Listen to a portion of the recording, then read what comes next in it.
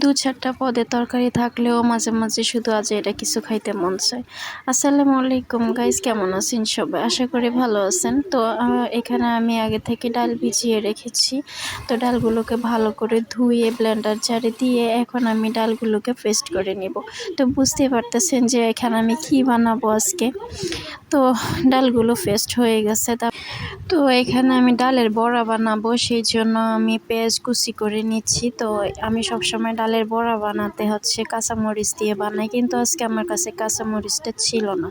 এই জন্য আমি এখানে গুঁড়ো মরিচটা একটু বেশি করে দিয়ে তারপরে ভালো করে এটাকে মেখে তারপরে এখানে ডালের পেস্টটা দিয়ে এখন ভালো করে মেখে নিচ্ছি। তারপর আমি এখানে চুলাতে ফ্রাই প্যানটা দিয়ে দিব। ফ্রাই প্যানটা দিয়ে এখানে আমি তেল দিয়ে দিচ্ছি। এই তেলের বোতলটাতে তেল শেষ হয়ে গেছে, তো আমি নতুন বোতলটা নিয়ে নিলাম। তারপরে তেল দিয়ে দিলাম। এবার আমি আস্তে আস্তে একটা একটা করে ডালের বড়া দিয়ে দিচ্ছি। তো আপনাদের কার কার ডালের বড়া দিয়ে ভাত খাইতে ভালো লাগে? আমার ডালের বড়া দিয়ে ভাত খাইতেও ভালো লাগে, আবার এমনি এমনি খাইতেও ভালো লাগে।